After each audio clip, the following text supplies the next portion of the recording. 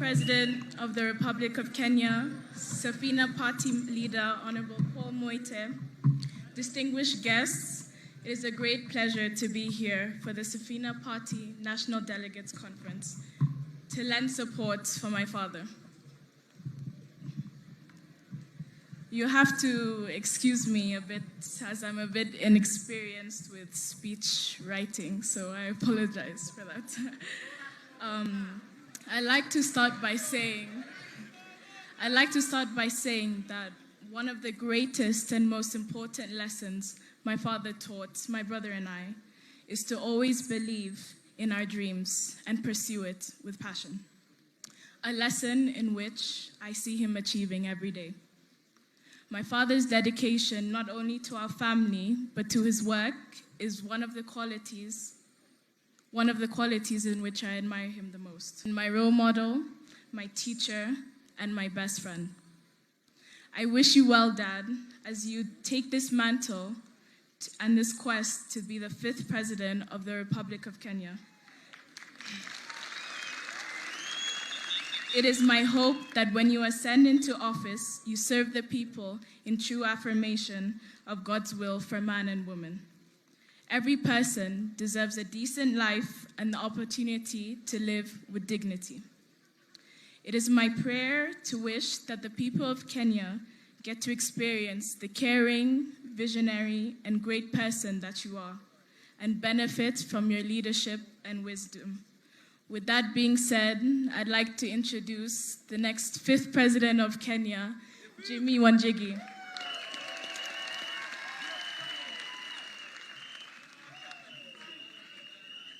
Bwana DJ, tuko na Wachira ambaye atamkaribisha our candidate. DJ Wachira.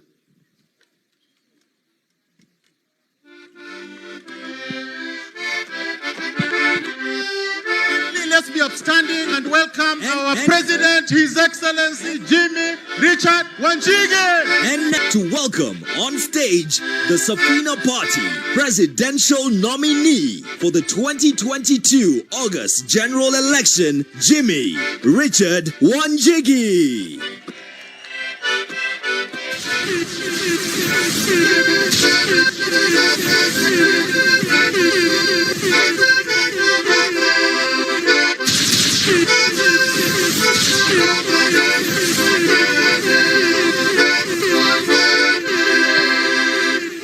Mwenye macho ambiwi tazama, tega sikio nikueleze. Kuna mmoja anayejua shida za Wakenya, kuna mmoja anayejua tabu za Wakenya. Fearless, limitless. Asanteni sana, asanteni sana. Please, have a seat. Get it.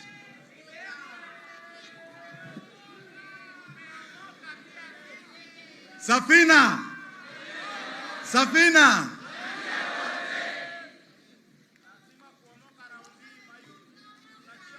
Leo ni siku ya Itweka. Itweka! Itweka! Itweka!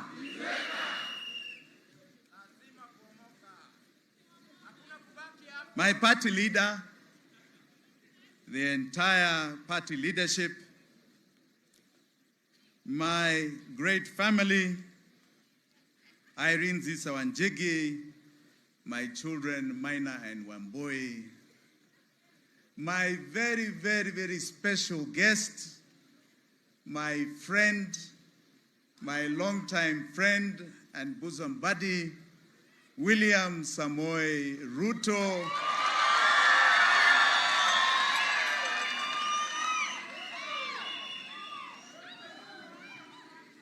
My good friend Isaac Ruto from Bomet.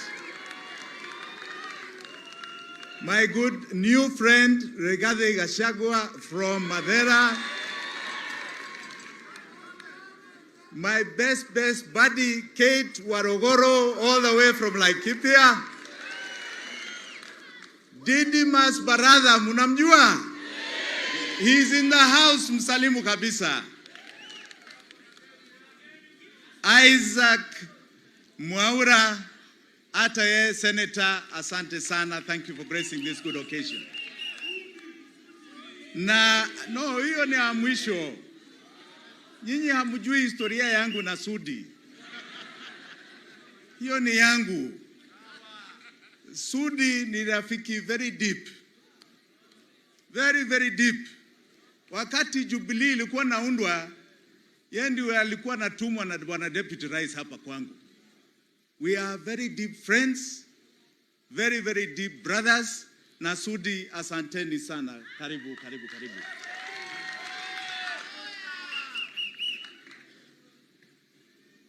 I want to thank the delegates and party members for the honor bestowed on me as the presidential candidate. With humility, I accept the nomination. Asanteni sana.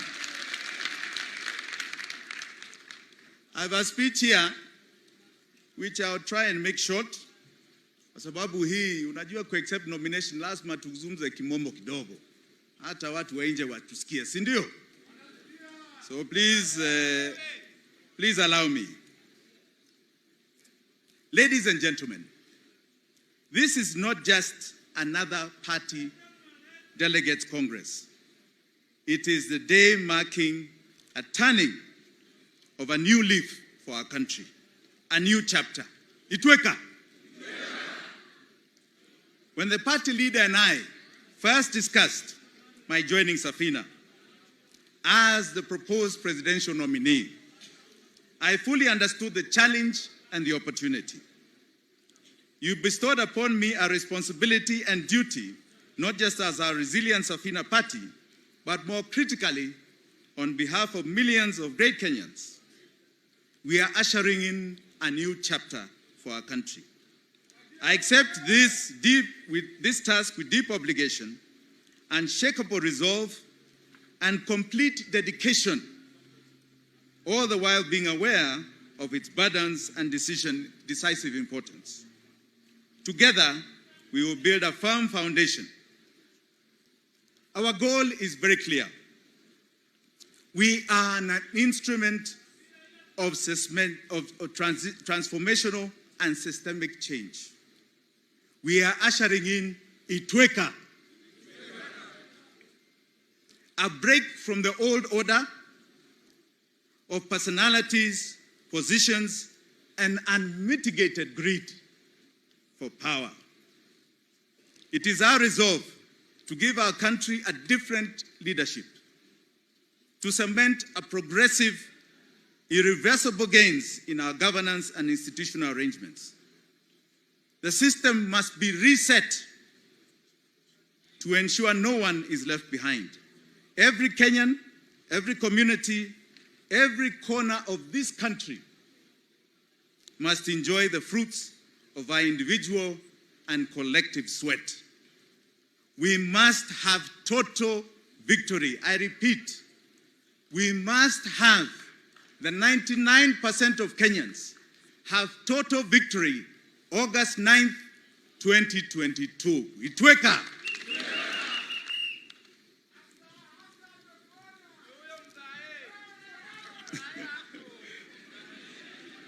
Safina Party has a storied history of being an instrument of real change, even in moments of adversity. I stand for the presidency of this party to create an alliance of all Kenyans. And I want to read something, because one question I have had throughout is, why are you doing this? Wewe Jimmy unakaa mzuri, sasa unataka nini na siasa? Why are you doing this? I want to be categoric. Categoric. Wajua, in this world, when you reach my stage and age, you understand fully what Itweka moment is. In every man's life, there comes a moment when one must search for a cause, a work, an ideal under which he must give himself. Whether he says yes or no is a challenge to be determined in the future. There comes a moment when we become tired of trying to fill a bucket that is leaking. From inside, as we must get a new vessel. There comes a moment in a man's life when to get where we have to go, where there are no doors or windows, we must walk through walls. There comes a time in a moment of a man's life when he must choose to stand or run. A moment when you must look up the bench and you have to say to yourself, can't anybody play this game better? And you realize that you must be the one. There comes a time when a decision by a man to get into the arena has often been made by the difference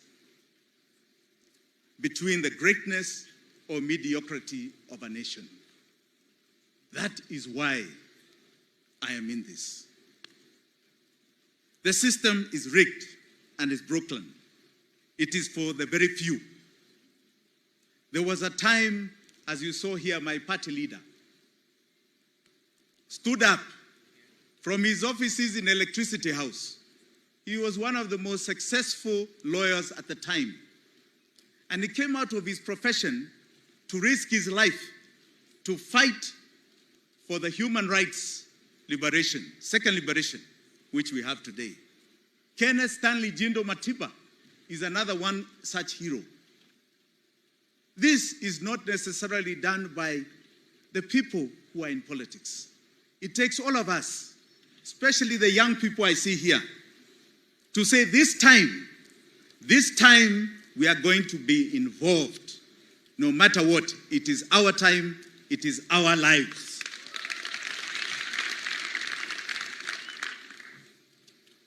Kenya is a country of firsts.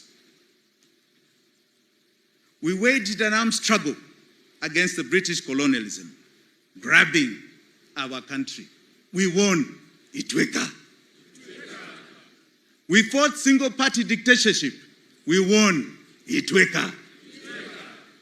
We fought in peacetime for a new progressive 2010 constitution that secured the rights and dignity of every Mwananchi in this country. We won. Itweka. Our courts, which have been in the forefront of ensuring those rights in that constitution are upheld, protecting the constitution, had a landmark ruling in 2017, where they nullified a presidential election, a first on this continent. We won. Itweka. We also have, for the young women here, kama mumesahau, Itweka. First Black African Nobel Peace. But Kenya is at a peril. Despite all these national milestones, repeated government failures have brought the country to its knees. At independence, we inherited a very dangerous virus, kama hii corona. It has been mutating in every election cycle since 1964, taking different names, taking different colors, taking different shapes. The second generation of the original virus is positioning itself to mutate into a third variant. Virusi, hatari. It is another 60 years of slavery and deprivation in the making. Hatari iko mbele yetu. Our concerns must be with the future generations. The world is changing. What platform are we giving them? The old order must die. It must be wiped out. We must end transactional politics. Itweka. Our country has been mortgaged to crippling debt, killing economic activity, incomes, opportunities for our young people. Our young people have lost purpose. They cannot see their future. Kweli ama si kweli? Kweli ama si kweli? Their dreams and aspirations have been shattered. Kweli ama si kweli? We must never pay a debt that has been borrowed so that people steal. Kweli ama si kweli? Every cent must be accounted for. There's propaganda out there ya kwamba Kenya is the 6th wealthiest nation in Africa. Mumesikia hiyo? Let me give you some bare facts. Out of 17 million employed Kenyans, 17 million, munashika hiyo? Only 79,000 earn 100,000 shillings a month. 100,000 shillings a month. That is less than $1,000 ulimwengu. That is 0.5% of the people of the workforce of Kenya who earn 100,000. Sio ni aibu sana? Out of every 100 Kenyans, 53 today cannot put food on the table. Hiyo ni aibu ama si aibu? We are talking about fellow Kenyans. There was a time, it was 38, not too long ago, 10 years ago. In February of this year, in 2020, the central bank governor, ili wasiseme we are distorting their mouths. The central bank governor faulted the country's economic structure, which has been delivering growth without job creation or rising income. Yani unaonesha GDP is rising, but the jobs and rising income do not exist. In 2020, the national census data puts unemployment rate at 39%. Yani, in figures, 5.4 million people do not have jobs. This is quoting a national socio-economic disaster. Kenyans talk about corruption. It is not corruption. This is called state capture. Itweka. Today's Business Daily, ya leo, inasema out of a survey of 146 countries in the world, of unhappiness, yani the top being the happiest, the bottom of 146 being the unhappiest, Kenya iko 119 unhappy. Mumejaribu. 119 unhappy. Kwa nini? The biggest single reason is corruption. Corruption. State capture. The state has been taken over by economic terrorists. Washindwe. Washindwe. Washindwe. Washindwe.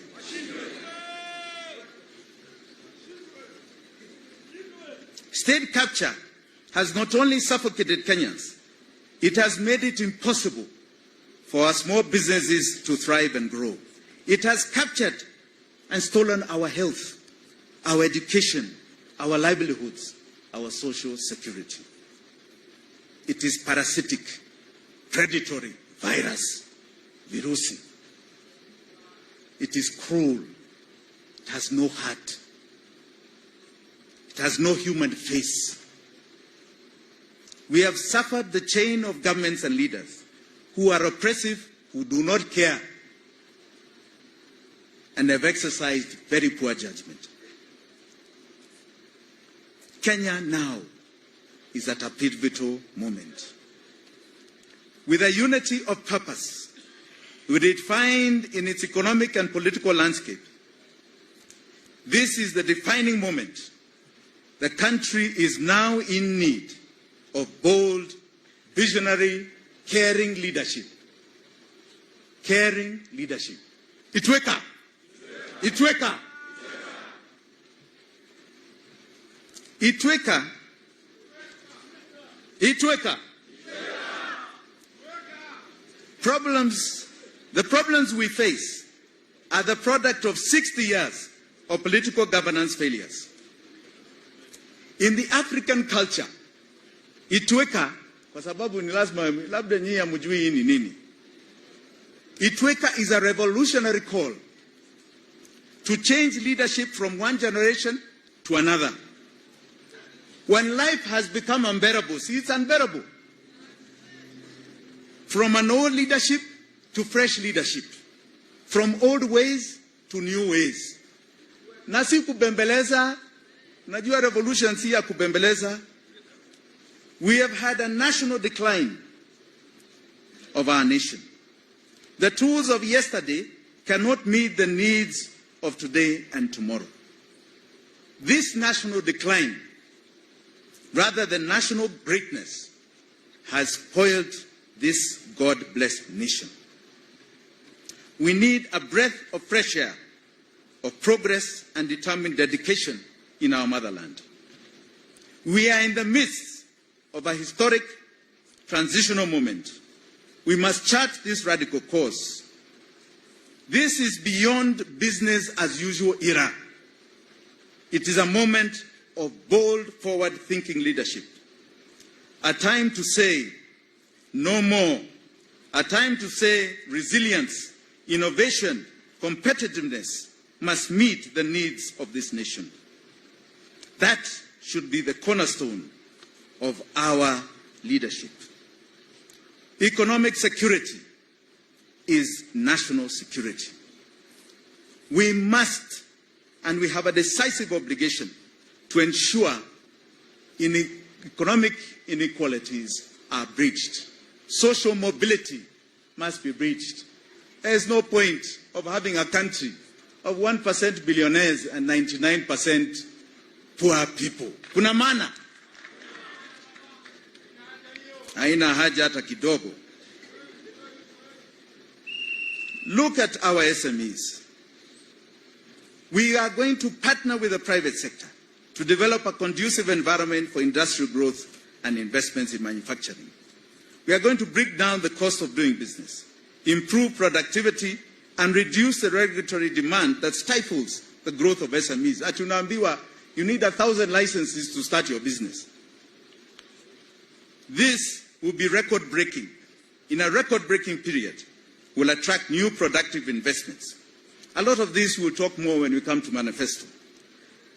In agriculture, I want to just explain a little bit here about the disparities. In agriculture, agriculture contributes 34% of what we produce in this nation, GDP. Lakini ni vizuri mjue, kwa hela to the exchequer, it is only contributing 2%. 2%. Over a third of what we produce, only 2% is going to the exchequer. In contrast, manufacturing contributes 8% of GDP. Imeshuka chini. Imeshuka chini. In 2012, it was 17.5%. And contributes 17.5% of revenue. Umeshika hiyo figures. Wana Deputy President, najua huku kwenu ni majani chai. Na majani chai nachaka mjue, si mnajua ketepa? Si mnajua ketepa? Ketepa, if you go to where the Deputy President comes from, and Isaac Ruto here, Mheshimiwa, you see the farmers, women and young people especially, picking tea all day, hata kukiwa na mvua. Hiyo ketepa chai goes through a little process in a factory hapa Kenya. Lakini what you don't know ni ya kwamba hiyo chai inaenda Ulaya. Inaenda Ulaya. Inaenda Dubai. From Dubai, it comes back in a tea bag ambayo nyinyi mnanunua hapa. Na imetoka hapa. Ketepa tea that you drink, none of it is manufactured here. That is how sad this story is. Very sad. Cheap and reliable energy must be a key driver for economic productivity and competitiveness. We guarantee energy supply, green energy, competitively priced, economically friendly, and meeting a basic requirement for competitive economy. Our energy security will be focused on 4 objectives: secure, plentiful, diverse energy supply, robust, reliable infrastructure, competitive and stable energy pricing. We will aggressively pursue opportunities presented by the global decarbonization agenda, including green hydrogen and its derivatives. An efficient and effective transport system is vital for this economy, and let us get this right. Najua kuna watu ambao they like to show, kuna showbiz mingi hapa. But I'll just give one small example. We are all in Nairobi here. There are 2 reasons why Nairobi is plagued with traffic. Big traffic problems. Moja ni serikali iko ndani katikati ya mji wa Nairobi. So government services, everybody comes in. The second ni transit, matatus. Ukitaka kutoka hapa Bomas kwenda Embakasi, you must go to the center of town, unabadilisha matatu, unashika ingine. Hapo ni kweli ama si kweli? That congestion causes that traffic. Instead of building a highway in the middle of the city, all we are going to do simply in hivi is do ring roads. Si munajua ring roads? Ukiwa hapa, ukitaka kwenda Embakasi, you don't need to go to town, unaenda tu. Ukitaka Westlands, iko upande huu. Ring roads solve traffic problems. In China, there's a place called Shanghai. Umeshasikia huku? Huku Shanghai iko na watu 18 million.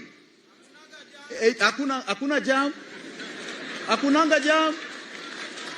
18 million. Jam ya saa 3 asubuhi na saa 6 usiku is the same. Kama kazi yako iko 15 minutes away, it is 15 minutes away, saa 3 asubuhi ama saa 6 usiku. Umeshika hiyo? Life is the same throughout the day. 18 million people. Sisi ni watu wachache hapa, 4 million. Si tunaweza? Itweka.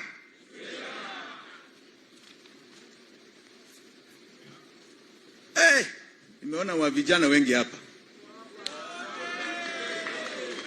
Sasa hii mambo ya bundles na digital na sijui nini. Kwa hesabu yetu tumefanya bundles zenu yote to give people 2,000 shillings worth of bundles. Hiyo ni pesa mingi. Ni muhimu sana. That is something that is affordable by this country. Because what we want to do, unajua kuna conquest agenda, na agenda ni information. We want you to get bundles because that is where job creation, self-employment, creativity inatoka. Kweli ama si kweli? Kweli ama si kweli? We want the world to download you. Sinyi muna download the world. Munashika? Hiyo ndio conquering huku nje. Isiwe ni kitu ambao nyinyi you are being conquered all the time na information ya huku. Itweka.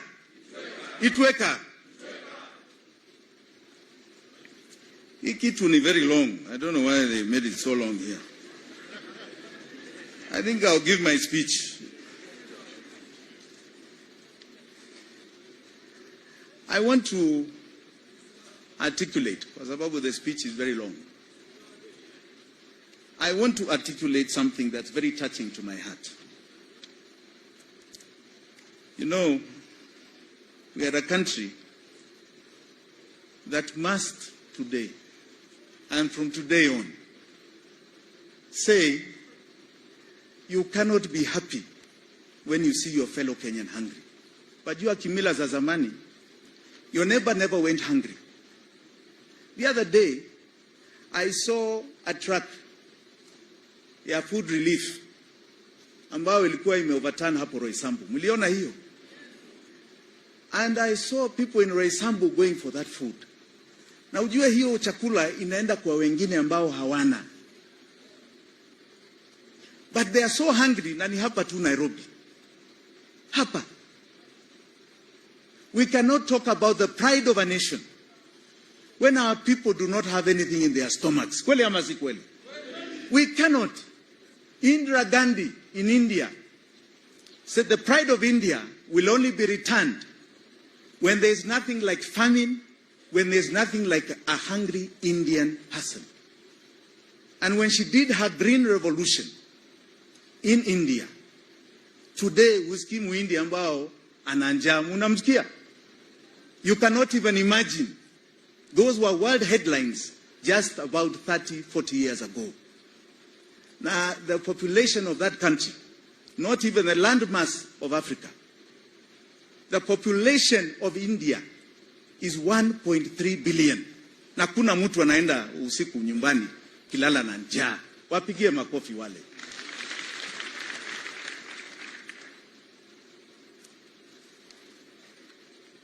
Let me talk to our skilled human capital. This is a globalized world. We must think locally, we must think globally and act locally. We have the potential of transforming all our young people's lives. Our education system is one of the highest on this continent. We must bridge the gap between learning outcomes and future challenges. We must recognize this is a rapidly changing world. We cannot have children sitting on stones and dilapidated classes anymore. Itweka. Itweka. To the youth and women of this country, I want to talk to you with my heart. Gender parity and youth inclusion is a fundamental principle of sound governance, fairness, and equity. We will advance gender equity, women empowerment as part of our broader commitment to inclusive economic growth. There's a fair chance for everybody to have their share of our national cake. You are the young people, 76% of the population of this country. Itweka! Itweka!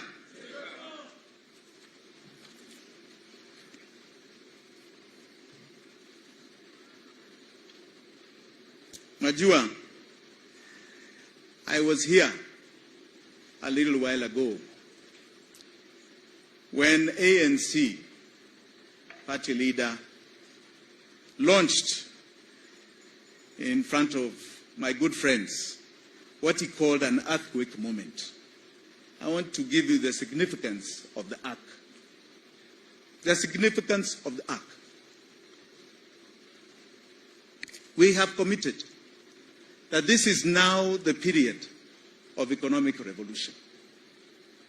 Every Kenyan must attain what is guaranteed and enshrined in Article 43 of our Constitution. Your social and economic rights guarantee the following. Amuskize, yani iko kwa katiba. It guarantees food in your stomach. It guarantees and says you have a right to education. You have a right to water and sanitation. You have a right to health. Let nobody act as though they are doing you favors. Kupatia hiyo nyinyi. This is not about favors. It is your right. It is your right.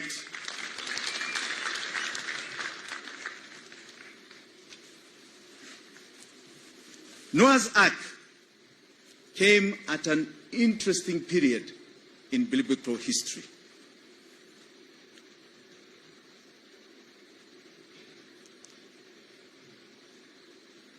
Noah was 600 years old. God released the rains that lasted 40 days and 40 nights causing the floods. Noah and his wife and sons and their wives, along with animals, were taken aboard the ark. They were spared the flood and survived. But every living thing outside the ark was destroyed in the waters of the flood. The flood symbolizes the turbulent times and challenges a country is experiencing due to greedy and selfish decisions of leaders who lack vision for the future of their country.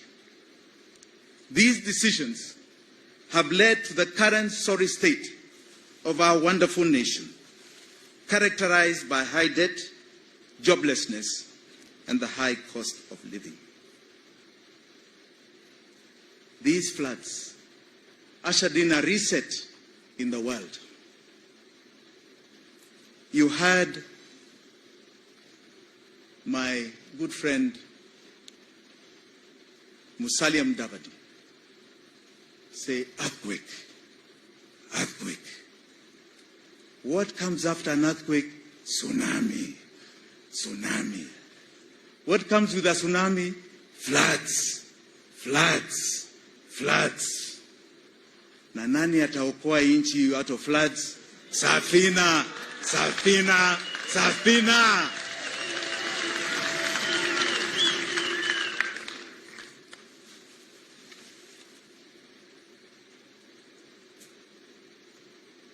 Let me announce here today that those who have played a part in the destruction of the rule of law, the economy, and the livelihoods, one day will be brought to book and held accountable. Itweka, Itweka.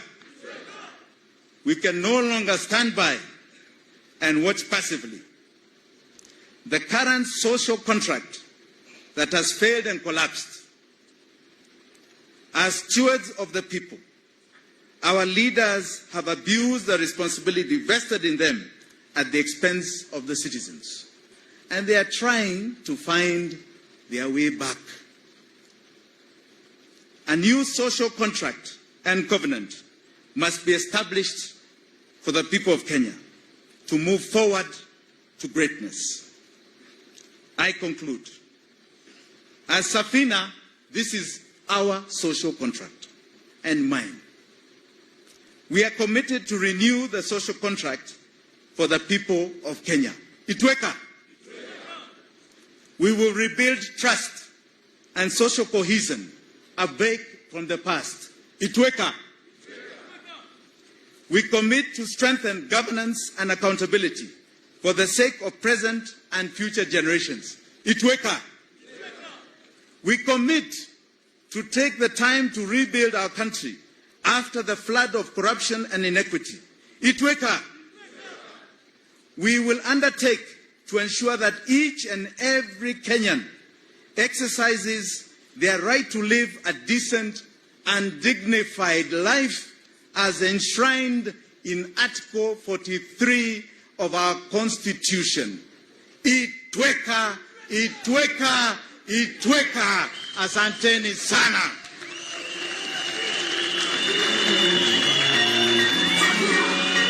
Good.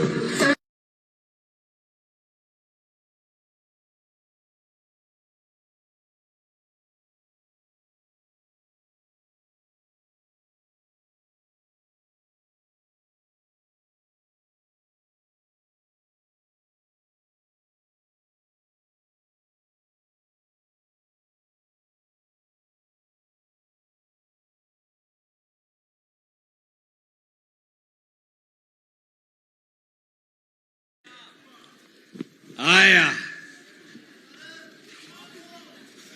Wakenya mpo? Safina. Now I want to teach you how it goes so that tunaenda pamoja. Si ni kweli? Nikisema Safina, munasema fagia wote. Nikisema fagia wote, munasema tuomoke pamoja. Nikisema tuomoke pamoja, munasema kwa njia safi safi sana. Sawa sawa? Haya, twende. Safina. Fagia wote. Tuomoke pamoja. Asanteni. The party leader, Mr. Honorable Paul Mwite, His Excellency, our aspirant, Jimmy Richard Wanjigi, His Excellency, the Deputy President of the Republic of Kenya, Mheshimiwa Ruto,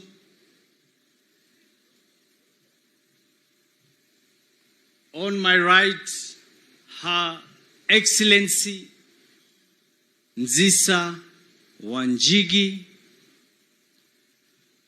former chairman and the initiator of Council of Governors and also the party leader of Chama cha Mashinani, Honorable Isaac Ruto, Mheshimiwa Gachagua, the MP of Madira constituency, Mheshimiwa Oscar Sudi from Kapseret, Mheshimiwa Didmas Baraza from Kimilili, Mheshimiwa Kimani Ichung'wah, Member of Parliament Kikuyu, Mheshimiwa Kate Waruguru, Member of Parliament Laikipia,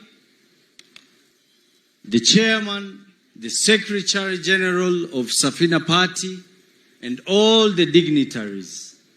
Hamjambo. Pamoja with the beautiful delegates and the beautiful Kenyans in the house. Hamjambo. Now I take this opportunity to welcome you and tell you that the journey to change has begun. It is said that change is inevitable. And if you cannot change, change will change you. So I want to take this opportunity to recognize also the leaders, the delegates from all the regions. Maybe we will just wave. We have leaders from the coastal region and people from coastal region here, the delegates. Asante. We have upper and lower eastern. Wako kwa nyumba. Asante. We have northeastern Kenya. Wako kwa nyumba. Nawaona. We have Mount Kenya, the people of Mount Kenya. Asante, nawaona. We have the great people of Nairobi, Nairobi County. Asante, nawaona. We have Western and Nyanza. Asante, asante, asante. Okay. Yangu yatakuwa machache. First, I will invite the leaders present. I'm sorry, I forgot to recognize the nominated Senator, Isaac Mwaura, is also in the house. Apigiwe makofi. And because of that, we will go quick because of time. I will invite, we will start with Isaac Mwaura to speak on behalf of the senators in the house. Karibu Mheshimiwa. Just a quick word with the people. We keep the promise. Tuomoke pamoja. Omoka na Jimmy. Wa Kenya. We keep the promise. Safina. Safina. UDA. UDA. Thank you very much. The party leader, the presidential candidate of Safina Party, the Honorable J.W. Wanjigi, the Deputy President of the Republic of Kenya, William Samoei Ruto, the party leader and mentor, Paul Kibugi Mwite, and all protocols observed. I am very delighted to stand before you here today because this is very momentous.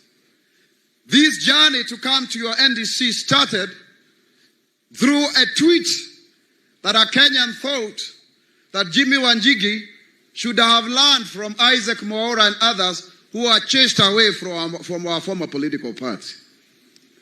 And I followed the thread, and we ended up meeting with Jimmy at the NDC of UDA.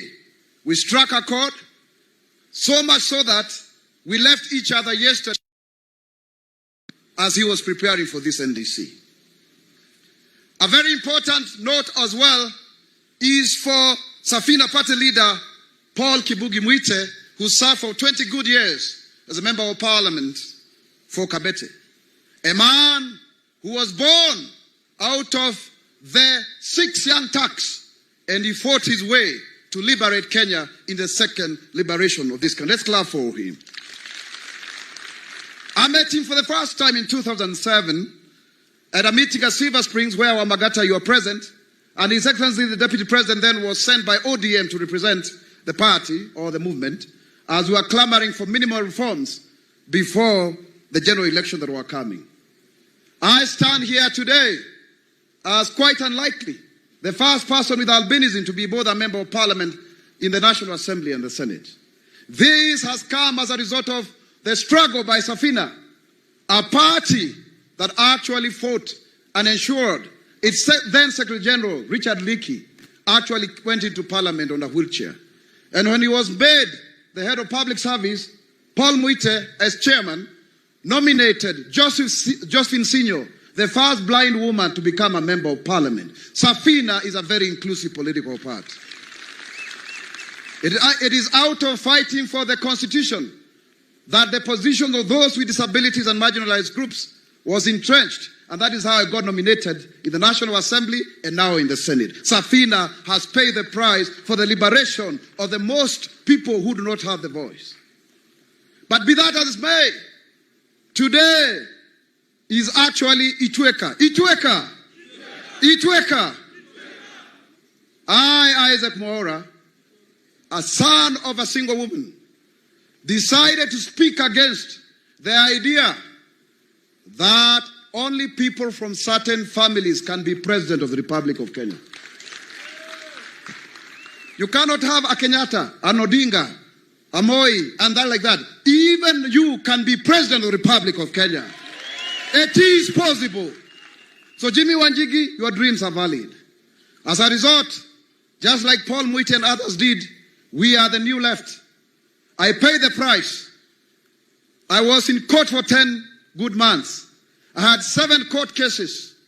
I appeared in court over 30 times.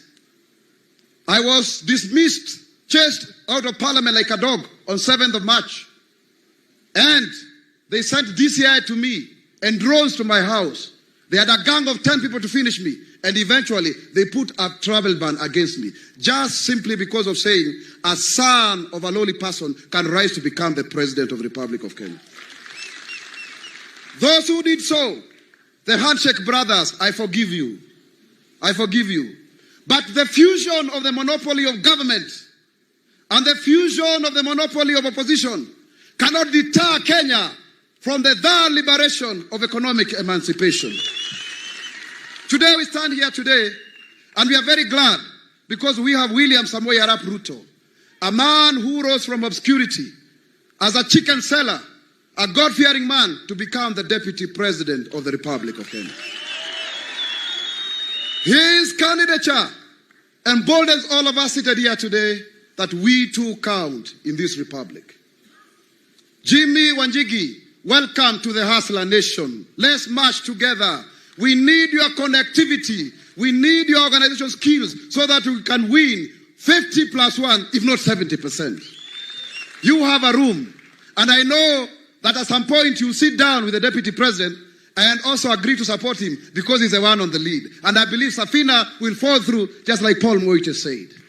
Our difference, as I conclude, is that those who are fighting us believe that it is their privilege to rule over Kenya, that we are slaves, like we are rent seekers, and we must be remaining very grateful that they gave us an opportunity to serve. We want to tell them, no, the tree of freedom was fought with blood. We shall fight for our space because we too count. Finally, they want to change the constitution because they faced existential crisis. One of them was finishing 10-year term. He couldn't run again. The other one was getting too old. He's 77. Let him retire, just like Paul Moite has left Safina to Jimmy Wanjigi. They stand for the constitutional change. We stand for economic liberation. They are looking for power. We are looking for empowerment. They talk about trickle down. We are looking for bottom up so that we can empower people. Let's join together, Safina, UDA, and all like-minded, because the strength of the pack is a wolf, and the strength of the wolf is a pack. I thank you. Makofi kwa mheshimiwa. Asante. Next, I'll want to invite the Member of Parliament of Mathira constituency, Honorable Rigathi Gachagua. Karibu.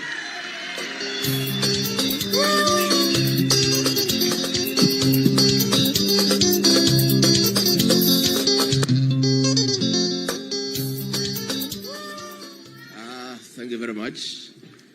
I want to take this opportunity to congratulate the Honorable Jimmy Wanjigi on your nomination as presidential candidate for Safina. I say congratulations. It's a step in the right direction. You have been in private business. You are now welcome to the public world and make change from where the real action is. Pongezi sana. I want to say that we in the UDA and Safina, we have a point of convergence in that all of us are saying the priority for this country is economic liberation. And therefore, we form a strong team, and I'm sure along the way, we'll get some convergence so that we look at numbers. Because at the end of it all, on the 9th of August this year, the numbers will make a decisive action in this country, and we begin the journey for economic liberation. And we want to say, Jimmy Wanjigi and Safina, we have a job to do with all of us in UDA to liberate this country from state capture. The economy of this country is down. All businesses are shutting down. Nobody is making profit. It's only businesses run by one family that are thriving. And this cannot be. We must free the people of Kenya from state capture. We are looking at a situation where the milk industry, through state capture, there was a deliberate scheme to monopolize that industry, where the owners of that industry, from one family, set the prices for milk from the farmers, and they also set the prices of how much to give the consumers. And as a result, you exploit both the farmer and the consumer. This must be brought to an end. And this country is steering at family capture. The project that is being pushed around is a deliberate scheme of family capture, where 3 families have sat down and decided that they want to rule Kenya for the next 200 years. And we have the Kenyattas, the Jaramogis, and the Mois.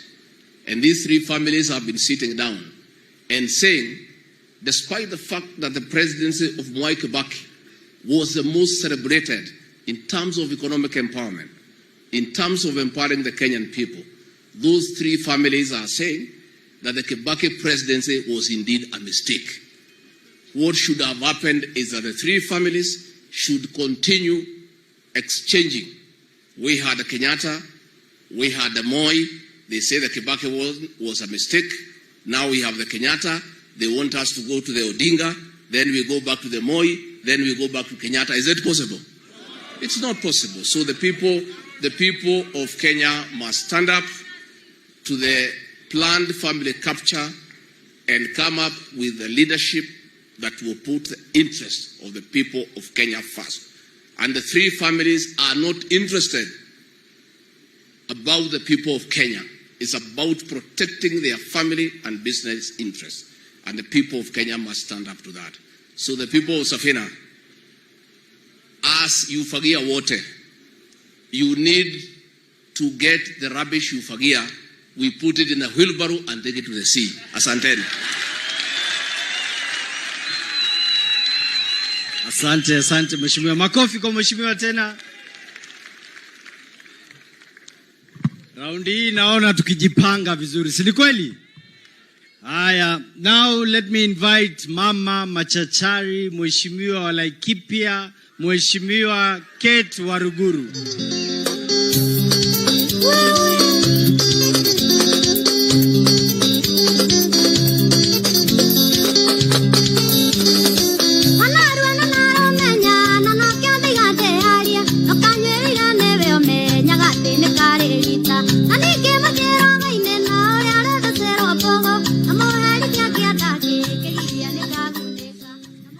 Your Excellency, my good friend Jimmy Wanjigi, Mheshimiwa Paul Moiti, Senior Counsel, the Deputy President of the Republic of Kenya, Your Excellency William Samoei Ruto, Delegates, hamjambo. Hamjambo tena. Allow me to take it up from the Honorable Rigathi Gachagua to congratulate the Honorable Jimmy Wanjigi on your appointment today.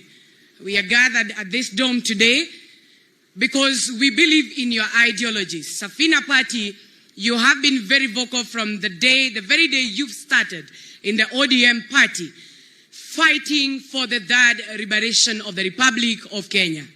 Allow me to join you today, standing here and speaking on behalf of millions of young men around the Republic of Kenya, to tell you both and the Deputy President, that we Kenyan youths, we are damn tired ya kubebwa ufara katika serikali ambayo tuko nayo.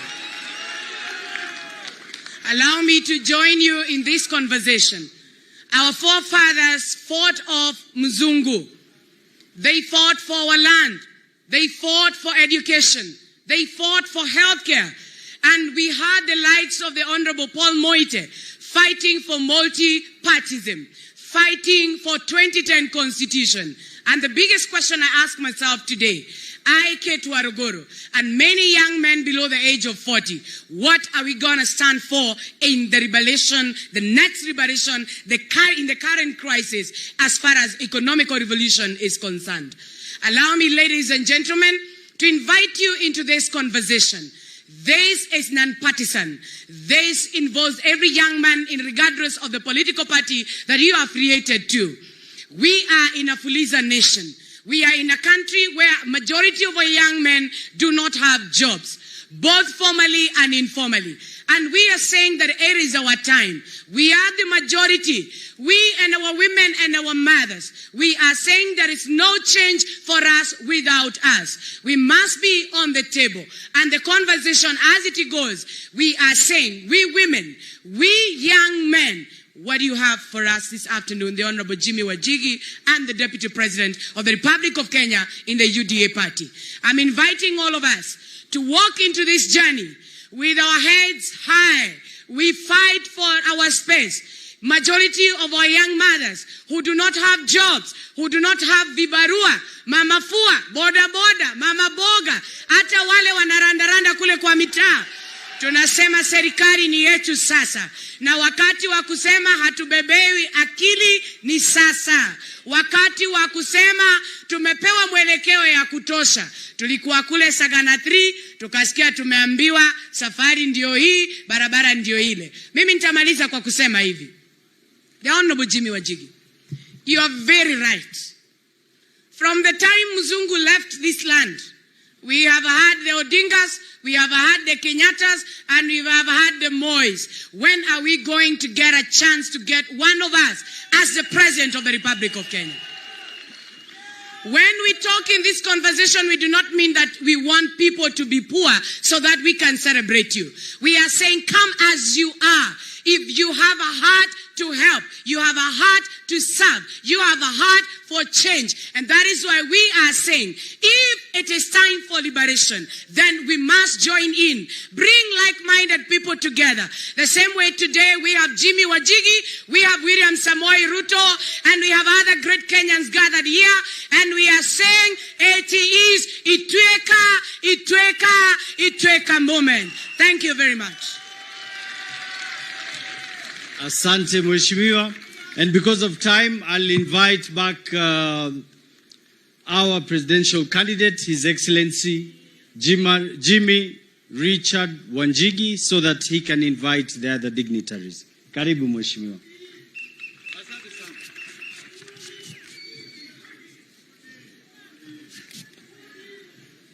Haya. Itweka. Sasa unajua, we have very important guests here. And we are competing guests. My fellow competitor, William Samoei Ruto, had the courage, had the heart to come and say, I'm going to grace the occasion of his fellow competitor, Jimmy Wanjigi. He has done us a great turn. Kuna wengine ambao tulialika lakini wakasema, if everybody is coming like this, maybe we all can come. But this shows you the spirit of democracy in Kenya. There is enough space for all of us. We don't have to fight. We don't have to be kicked out of Kasarani. We don't. We can compete and we can shake hands as brothers and sisters of this nation. I want you all to be upstanding, to welcome, and please remember, he is the Deputy President of the Republic of Kenya. Tunamheshimu. Nataka wajue vile wa Kenya wamekila mtu from bottom twende up, bottom twende up, from bottom twende up, bottom twende up, from bottom twende up. Maisha ni yangu, wewe shughulika na yako, napenda kwangu. Asante sana. Safina hoye. Safina hoye. Asanteni sana. Tafadhali ketini chini. My brother Jimmy Wanjigi and the Safina fraternity, I am here this afternoon to share with you this very important moment when you unveil this great Kenyan to compete in the next general election. My friend Jimmy, congratulations for the honor Safina has given to you by giving you their ticket to compete in the next general election. Pongezi sana. And welcome to the competition. Competition brings the best out of all of us. And my coming here this afternoon is out of the realization that by competing, the best gets the opportunity to give us the way into the future. We have had challenges in the past of competitors who do not believe in democracy.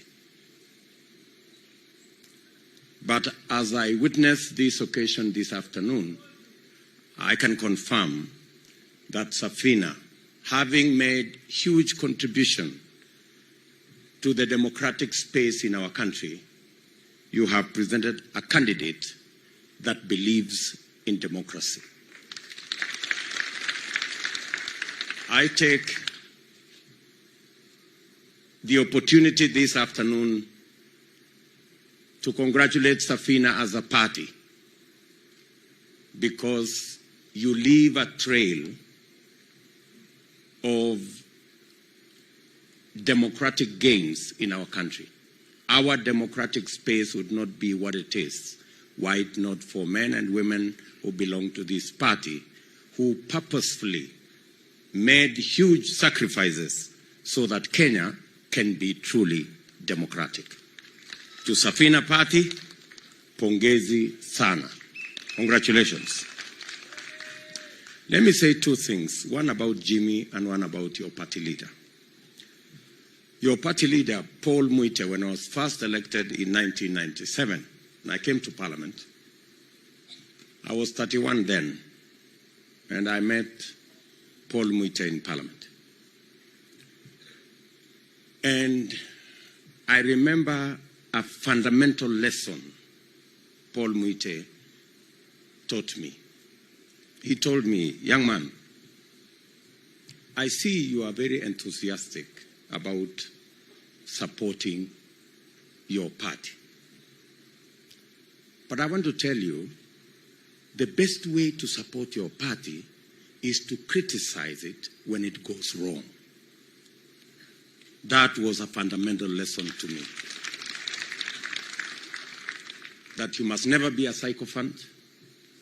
You must never support the wrong things. Then when time comes for you to say what is right, if your party is not doing the right thing, you should stand up and say so. Thank you very much, Paul Muite. That lesson has really helped me in my political journey. Jimmy Wanjigi is a great friend. I have worked with him. He has done many things for me and for our team.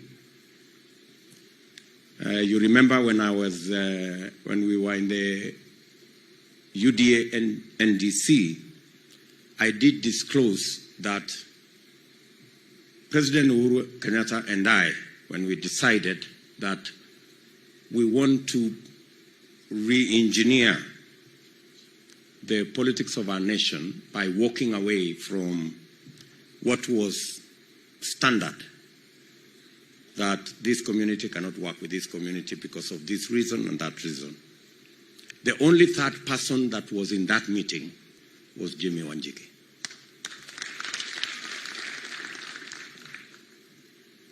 And I remember telling him in our NDC that he still keeps the original agreement signed between me and Uhuru Kenyatta.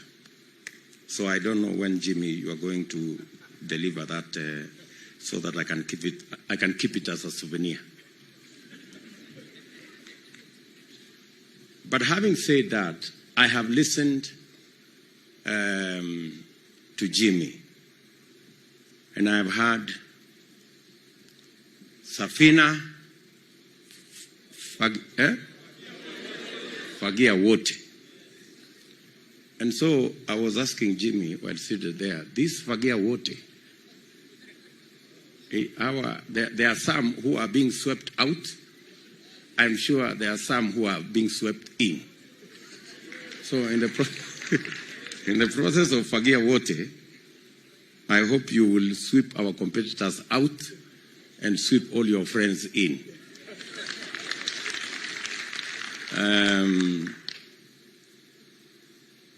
Let me say just a few things. I have listened to the statement made by Jimmy Wanjigi, and one statement struck me, and that statement is about personalities versus the people. That is the statement that struck me. And that defines the moment where we are in the history of our nation. There is competition between personalities and personality cults and personality politics vis-a-vis the people and the institutions that facilitate the people to participate. There are two sides to this competition, and the clarity, the difference between the two sides to this competition is like the clarity between day and night. Our competitors believe this is a constitutional moment. We believe, together with Safina, that this is an economic moment in the history of our country. Our competitors believe that this is a constitutional moment because they want to change the constitution to create jobs so that leaders can benefit. We believe it is an economic moment to change the economy, create jobs so that millions of young people and millions of Kenyans can have access to jobs. They believe, our competitors, this is a constitutional moment to change the constitution so that you can give the president more power to undermine the legislature by appointing ministers from the legislature. We believe this is an economic moment to create access to close to 15 million Kenyans who today, operating in the space of micro and small enterprise, they have no access to credit. And therefore, their struggles are harder. We believe changing the economy to create credit for millions of young people is not about leaders, it's about the people. They want to create an opportunity to benefit leaders, benefit members of parliament who already have jobs to be appointed to be ministers. The dichotomy is as clear as day is night. They are looking for jobs for MPs. We are looking for credit for ordinary people, the ones at the bottom of the pyramid. They believe this is an economic moment to create an ombudsman so that we can undermine the independence of the judiciary, which is the language of rulers and despots and dictators. We believe this is a moment, an economic moment, to create economic freedom so that every citizen can operate in a space that respects the rule of law. Good people, they believe and they have facilitated the corruption of the political system to merge the opposition and the government, creating an unaccountable system that promotes conflict of interest, that promotes state capture, that promotes corruption, and that benefits only the corrupt. We believe, as the people of Kenya,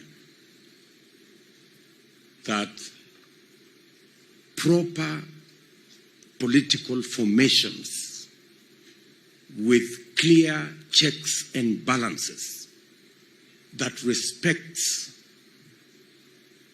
different political formations with a governing party and an opposition party creates accountability, better use of national resources, and ultimately benefits every citizen and creates a country that leaves nobody behind.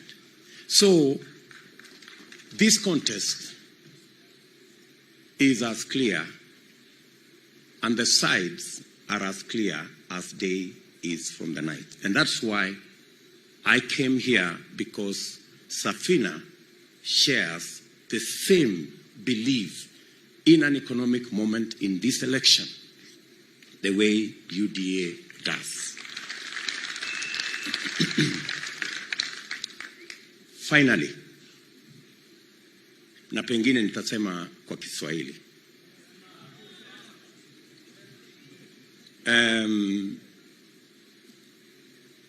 Tulijenga serikali na tumejenga reli, tukajenga barabara karibu kilomita 10,000, tukaunganisha stima watu 8.5 kufikia sasa, tukatengeneza technical training colleges, sasa tumefikisha 150 Kenya. Lakini mahali nimeketi leo, naamini serikali tunayotengeneza kwa mapenzi ya Mungu na wale wote ambao tunakubaliana ya kwamba wakati huu ni wakati wa uchumi, ni ile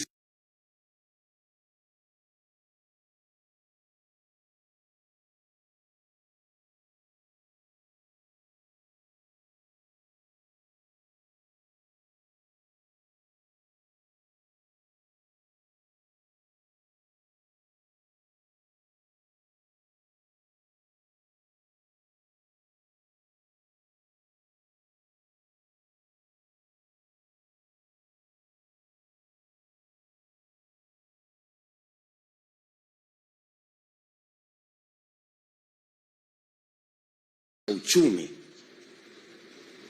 Tunapanga kuweka pesa katika sekta ya housing, manufacturing, value addition, agro processing, ili tuhakikisha kwamba vijana wanapata ajira, tuweke pesa katika mifuko yao, wajisimamie, wasimamie familia zao na wajenge taifa letu. It doesn't matter how much you change the constitution. Until you have a program to create jobs, you will never change this country. Tunasema ya kwamba njia ya kuweka pesa kwa mfuko ya mwananchi ni kuhakikisha ya kwamba kila biashara ya wale walio chini, micro and small enterprises, ambazo zina account for 80% ya wafanyabiashara wote Kenya, ambao leo wanaangaishwa na Fuliza na wanaangaishwa na Mashailok. Tuwe na credit system ambayo itawawezesha, badala ya kulipa 10% per day vile wanafanya saa hizi, walipe 10% per year kama makampuni zingine zote. Na kama inawezekana, kwa sababu wao ni biashara ndogo ndogo, vile ya kuhakikisha kwamba wanalipa less than 5% per day, na bila ya kuwauliza mambo ya security, mambo mengine, because there is always a way where you can create security without the security that we all know of title deeds and other things. So I share this moment with Safina, and I want to ask the membership of this great party to work with us. As the party leader has said, we will work together going into the future, because we share in the vision of our country going into the future. This is not my day. This was the day of Safina and the day of my brother Jimmy Wanjigi. My good brother Jimmy, I wish you well in your journey. I have seen you leave your good office. I have seen you traverse this country. I have seen you during the good times. I have seen you during the bad times. And I am confident that you are made of good metal. Pongezi sana, my brother Jim. You are a comrade walking together into the future. Asanteni sana, and God bless you.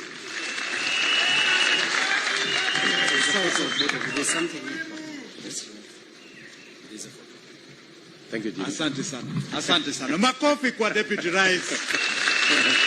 Makofi. You're made of good metal. Asante, and so are you, my brother. Asante ni sana. God bless you. Asante. God bless you. Thank you, my brother. Asante. Makofi.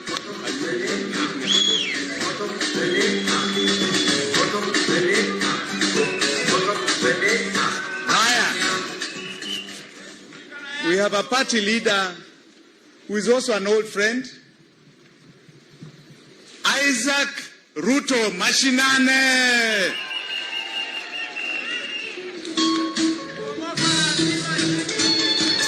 So, I share this moment with Safina, and I want to ask the membership of this great party to work with us.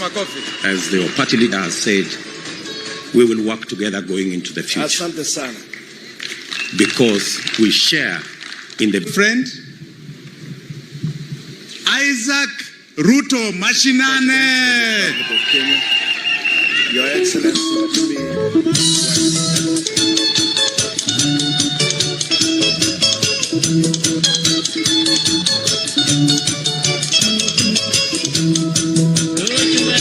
Makofi kwa Isaac, makofi. asante sana.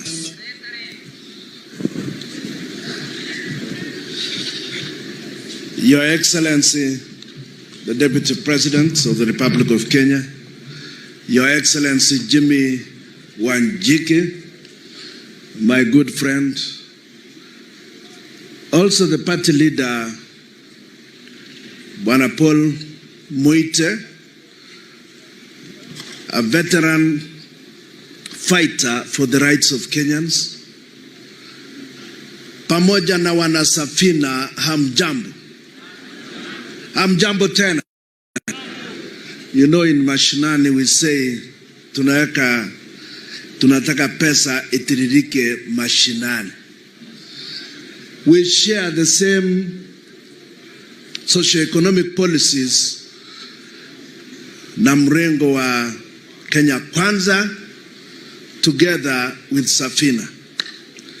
We believe that this country requires a shift, that we can no longer continue to have a few and the rest living in squalor. We cannot continue to allow the older generation to live on the future of the younger generation. It's quite unfortunate that we continue to borrow and squander on your future earnings. We have continued as a country also to continue to discriminate the young generation, to continue to discriminate other Kenyans, and plan our country only for the rich. We only talk about the big industry. We only talk about the employed group. No one talks about the 70% or so of Kenyans who are living outside the formal economy. We Wanjigi and other like-minded Kenyans in moving this country towards a way of managing resources. As Mashinani, we believe we need to devolve more and more. Kenyans, wherever they live, must continue to share in the national cake. I want to thank my brother Paul Muite for supporting us as Council of Governors in the first 5 difficult years of devolution. Bwana Muite stood with us. Judiciary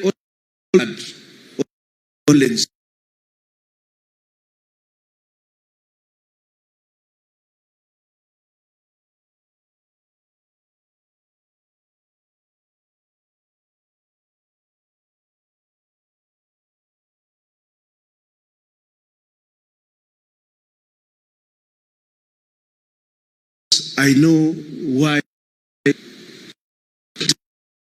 the speech, aware of his itinerary, and I'm not going to speak long. I only want to associate Chama cha Mashinani with the fight for a better Kenya can meet together and for inclusivity their in vision economy and move together and in ensuring that multi-party democracy Thank you very much. flourish. God bless you.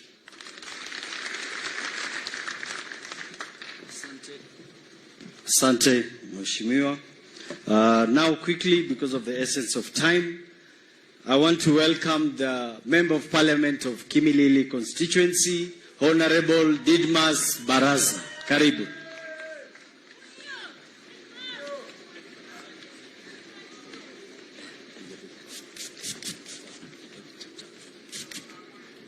Thank you very much, my good friend. All protocols observed. I also want to take this opportunity to welcome Jimmy Wanjigi to this exclusive club of presidential candidates.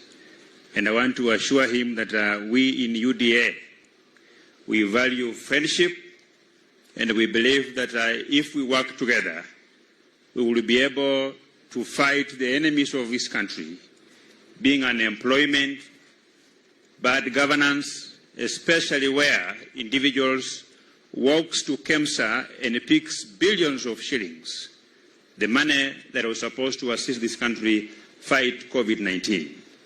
I'm particularly more happy because in UDA, the party that's led by the Deputy President, today when you meet very many young people on the streets, they will tell you that even if you find yourself in a situation where you have to sweep toilets to earn a living, that even if you find yourself that you have to wash cars to earn a living, that should not kill your dream of being President of the Republic of Kenya, because we believe that this year is the year where the lead is going to be lifted, that we can only come from a particular family to be President of the Republic of Kenya. And by so doing, we will work together with all people, all persons who are alive to the fact that the economy of this country needs to be changed, so that we begin from bottom up, uchumi bora, pesa mufukoni, and an equitable environment of doing business for all Kenyans, not an exclusive club for certain families, so that we can bring the cost of living down and we move forward. As I finish, I want to ask Safina that please, mukifagia wote, musifagie sisi, fagia wale wakora waliingia huko KEMSA, wakachukua pesa ya COVID-19. Nimeambiwa juzi na Auditor General, ati baada hata ya kuchukua hiyo pesa hawakutosheka. Ati wamerudi, imagine ati mpaka kondom pia wameiba, sijui hiyo kondom wamepeleka wapi. Na nilikuwa najiuliza kwa nini huyu Paul Muite wakati alikuwa Ford Kenya, with all his brains, it was difficult for Honorable Paul Muite to work with the Oginga Odinga, the father of Raila Amolo Odinga. Honorable Paul Muite, hata kama ulijaribu ukawachia hapo ukaunda Safina yako, sisi bado tunapambana kupeleka kijana ya yule mzee to permanent retirement tarehe 9. Aenda kae huko, tutamsaidia kama ni neti ya kufua samaki, sababu kazi ni kazi, aenda afue samaki. Mungu awabariki sana. Asante, asante, asante, twende haraka. Okay, next, I want to invite the Honorable Member of Parliament of Kikuyu constituency, Honorable Kimani Ichung'wah. Karibu.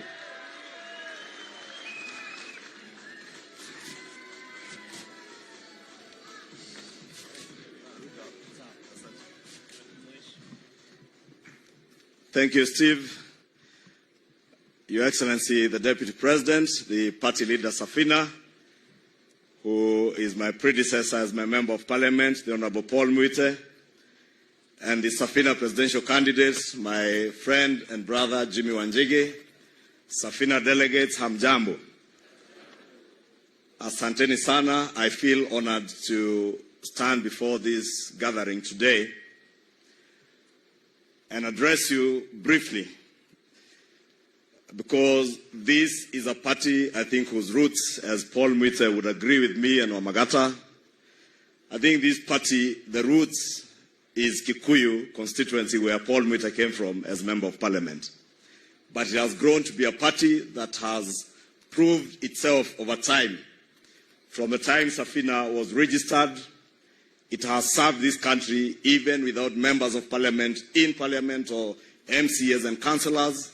It has continued to exist as a political party and strengthened our democracy. And we cannot fail to mention the great work and the huge contribution to the growth of our democracy that the Honorable Paul Mwite has played in this country. And I must congratulate my brother, Honorable Paul Mwite, because he is a man who appreciates what he is worth and knows how to hand down power and instruments of power within the party and even in the country, because for the time I have served as Member of Parliament for Kikuyu, I have only but benefited from the wisdom of the Honorable Paul Mwite. I came to know Jimmy Wanjigi when I was elected Member of Parliament around 2014, and we have grown and become good friends since then. If you read the Public Investments Committee report on the SGR report, it had a lot of input on information that was given to us by Jimmy Wanjigi. And it is indeed Jimmy Wanjigi who, over a cup of tea, advised me that we should advise the President not to take that railway beyond Nairobi to what is now called the railway to nowhere, into a private farm in Naivasha. But we were never listened to. Let me take this opportunity to congratulate you, Jimmy, and ask you to continue walking and working with us to liberate this country from the economic terrorists that you have just said, who are governing this country and who imagine they not only own this country, but they own all of us.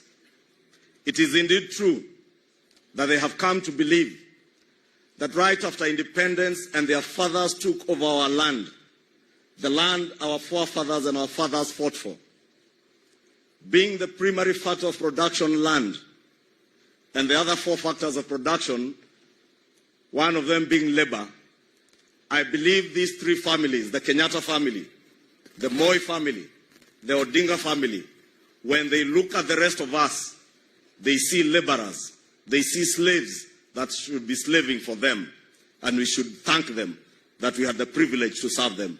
It is time now to tell them that we are not slaves of three families in this country. We belong to this country. We shall reclaim our country, and we shall end the economic servitude that you have subjected us to. And that is why I join the Safina fraternity in congratulating my brother Jimmy and asking you, Safina, when I look at this Safina, this ark, kiona ikicheza pale, ikiwekwa mguu mbele, iwekwe mbili nyuma na handles inakaa kama wheelbarrow. Na naona tukishikanisha hii wheelbarrow na Safina, tutaweza kukomboa nchi yetu from these people who believe that they own our country and they own us. We must prove to them that if Moi could become president, if Kenyatta could become president, even Jimmy Wanjigi can become president, just like William Ruto can become president. And even you seated here, irrespective of where you are born, you can become a president and a leader in this country. And that is a country that we ought to all build. And I want to encourage you, let us work together. Even as we go into the elections, let us partner in the economic liberation of our country. Because as the Deputy President has said, this is not a constitutional moment. This is an economic moment. It is an economic time for us to liberate our economy and our country from the servitude of those that believed they owned this country. Na nataka niseme kwa kumalizia, haiwezekani ati wale wametuweka kwa shida walizotuweka ndio watakuwa solution ya hizo shida wametuweka. Ile shida, and Jimmy engaged me when I was chair budget and appropriations in the National Assembly. And I must confirm here today, Jimmy, that part of the wisdom you shared with me on economic management, I shared it with President Uhuru Kenyatta, and I warned him that in a short 2 to 3 years, this country's economy will go to the doldrums if we do not act right. But again, because of state capture, because of conflict of interest, there was nobody to listen to us. We have time now to listen to each other. Between Safina, UDA, and all the other political parties in Kenya Kwanza, we can liberate this country and hand it back to its true owners, the people of Kenya. Asanteni, Mungu awabariki. Asante Mheshimiwa, asante. Poleni, I know you really wanted Honorable Sudi to speak, lakini ameniambia kona homa na sauti imepotea.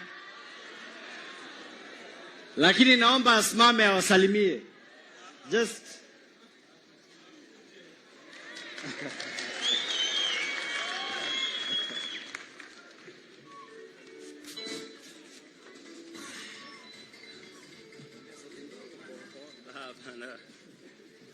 Wana Safina oye.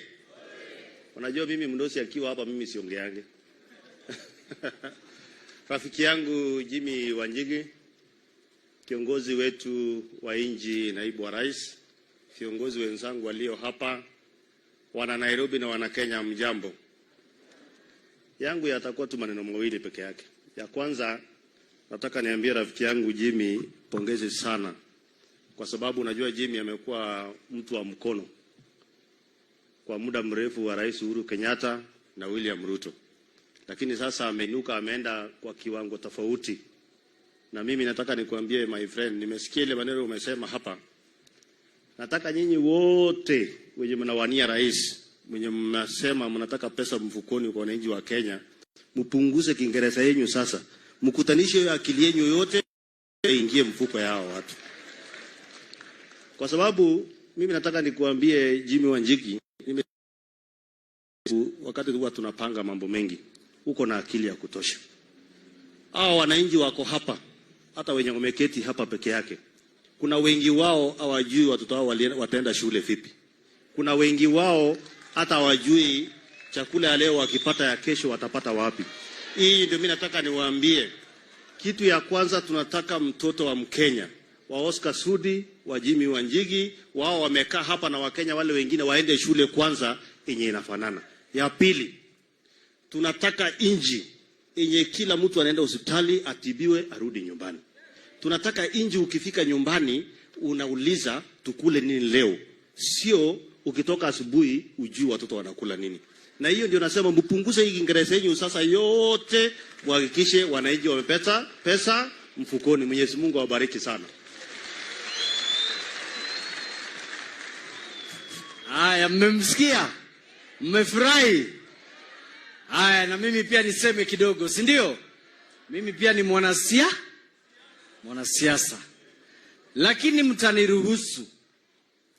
You know, His Excellency the Deputy President and His Excellency our candidate Jimmy Richard Wanjigi.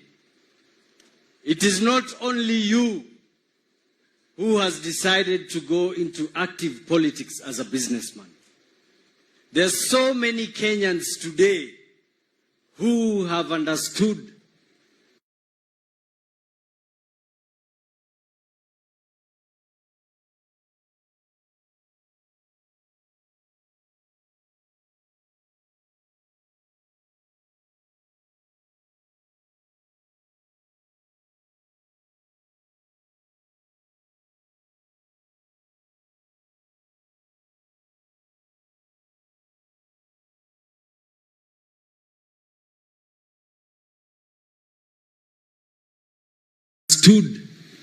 that being in the business community, we are the opinion shapers and the biggest contributors to the economy of Kenya.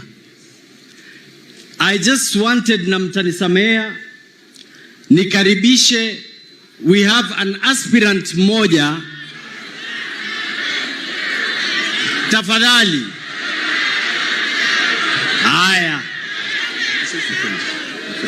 Haya, sawa sawa. nimalize.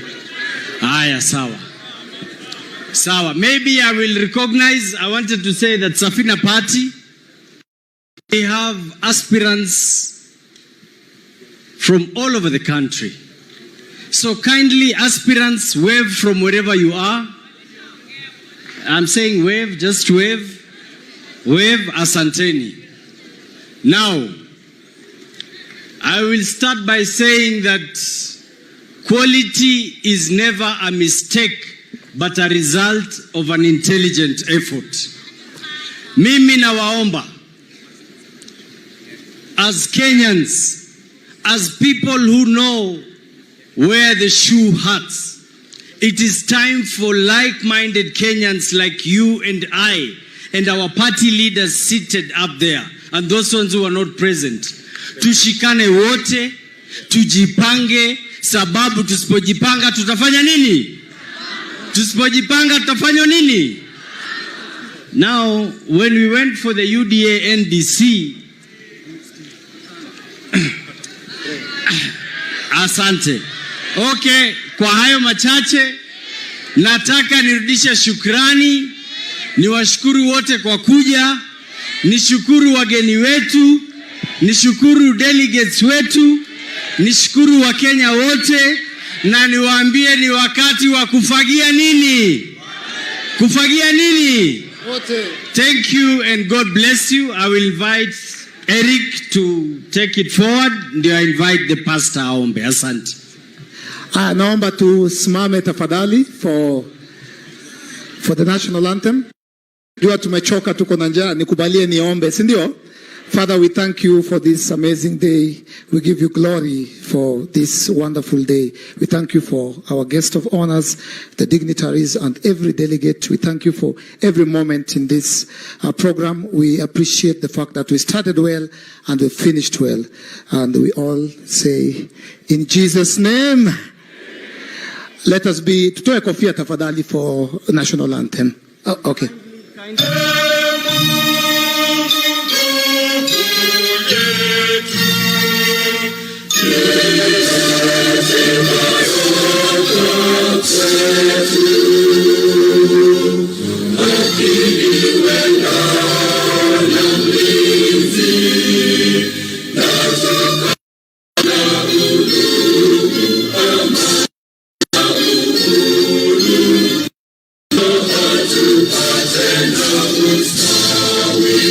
Asante sana bwana DJ.